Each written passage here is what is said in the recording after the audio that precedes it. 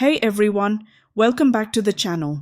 Today, we're diving into one of the most explosive topics in US foreign policy right now, the controversy surrounding USAID, the United States Agency for International Development. In this video, we're going to break down what USAID is, how it came to be, and what exactly is happening now. We'll cover everything from allegations of wasteful spending and claims of corruption to the dramatic moves by the Trump administration and the involvement of figures like Elon Musk and Secretary of State Marco Rubio. This is not just a political story. It's a story about global humanitarian impact, accountability, and the future of American soft power. Let's break down what's happening, why it matters, and what could come next. Don't forget to like, subscribe, and hit the bell for updates.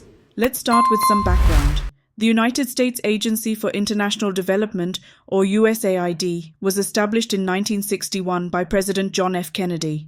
Its mission is to combat poverty, disease, and humanitarian crises worldwide.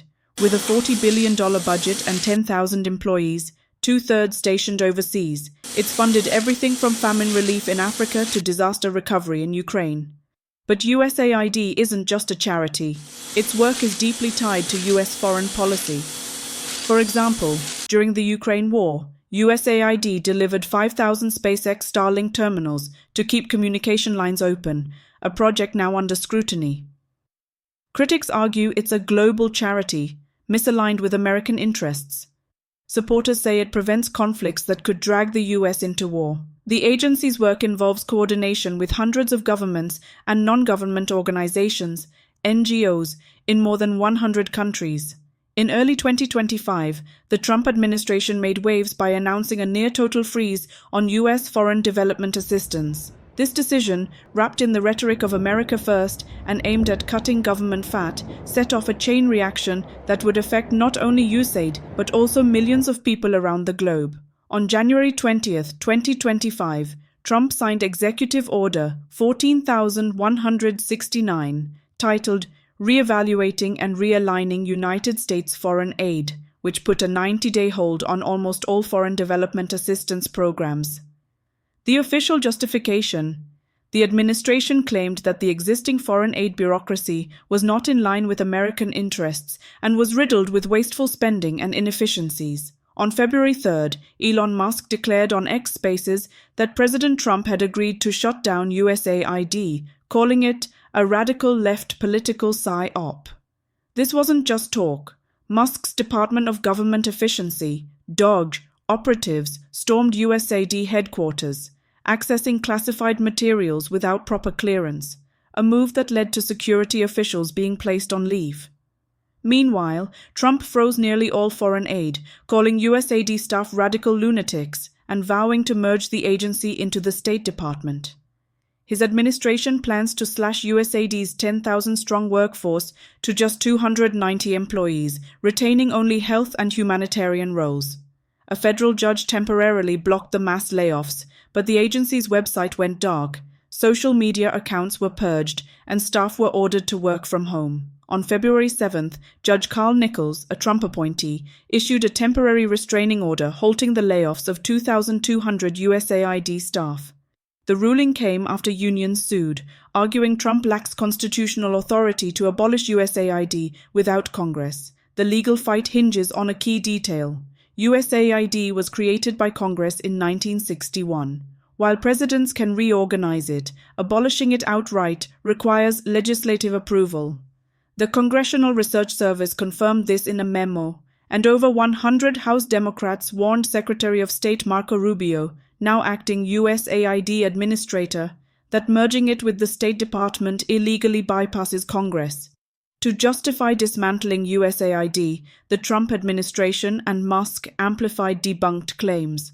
White House Press Secretary Caroline Leavitt listed 4 wasteful projects: a $1.5 million DEI program in Serbia, a DEI musical in Ireland, a transgender opera in Colombia, and a transgender comic book in Peru. But factcheck.org revealed only the Serbia project was USAID funded. The rest were State Department cultural grants, and the transgender comic book didn't even exist. The Peruvian comic featured a gay character, not a transgender one.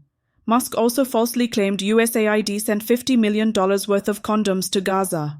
In reality, contraception funding under Biden was comparable to Trump's own spending, and none went to Gaza. Elon Musk, who had been tapped to lead the Department of Government Efficiency, DOG, launched a campaign against USAID.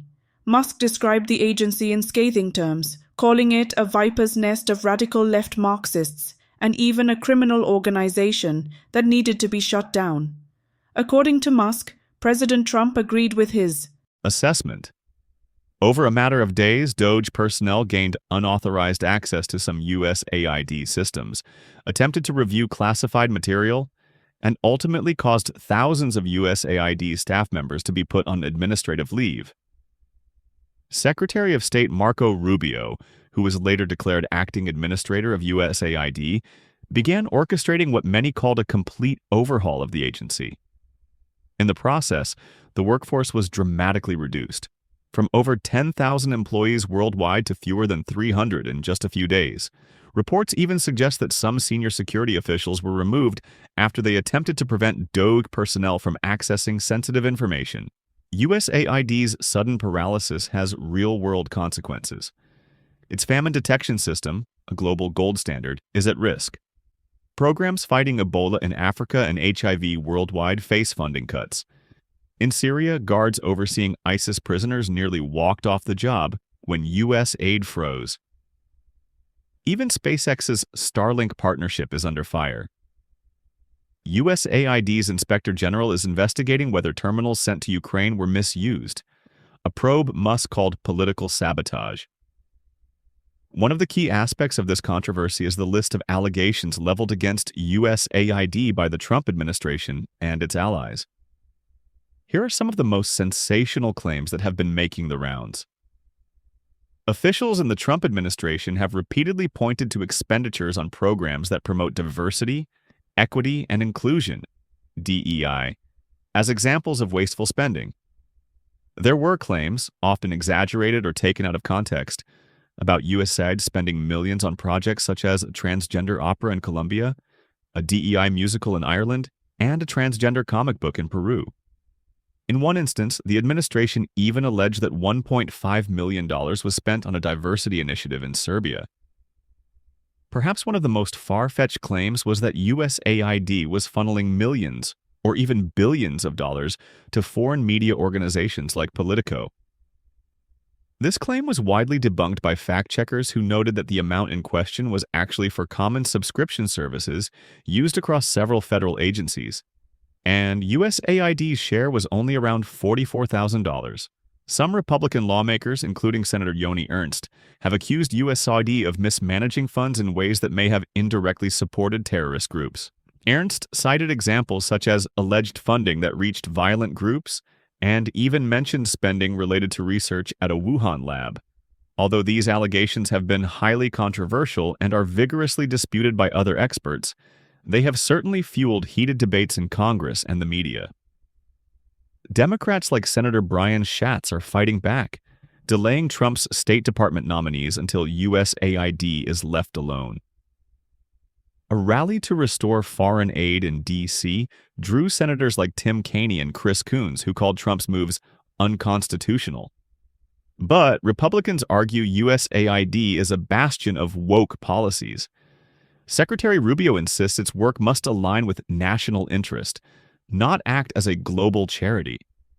Even some conservatives, like Senator Joni Ernst, acknowledge valuable programs could be saved by merging them into the State Department. Let's shift gears for a moment and talk about the political battles this controversy has ignited back home in Washington, D.C. The USAID issue has become a lightning rod for partisan debates, with Republicans and Democrats offering starkly different narratives. Many Republicans, especially those aligned with the Trump and DOGE factions, argue that USAID has long been a bloated, inefficient, and ideologically skewed organization. They contend that the agency has wasted taxpayer dollars on projects that have little to do with U.S. national interests, projects that, according to them, serve to promote woke social agendas abroad. Figures like Senator Joni Ernst have been vocal, alleging that USAID's mismanagement has even, in some instances, funneled funds toward extremist elements or undermined American security. These voices often claim that reform, or even dismantlement, is necessary to ensure that foreign aid is used efficiently and in line with an America First policy. On the other hand, Democrats caution that dismantling or drastically curtailing USAID could have dire humanitarian consequences. They argue that while oversight is always needed, the agency's contributions have saved millions of lives and strengthened U.S. alliances around the world. Many Democrats see the Trump administration's actions as politically motivated, a means to push a particular ideological agenda rather than a genuine attempt at cost-cutting. They stress that USAID's programs are critical for global stability and that any cuts could weaken America's soft power and damage its credibility on the world stage. The battle is far from over. Legal experts predict prolonged court fights, while Trump could test limits by defunding USAID through budget cuts.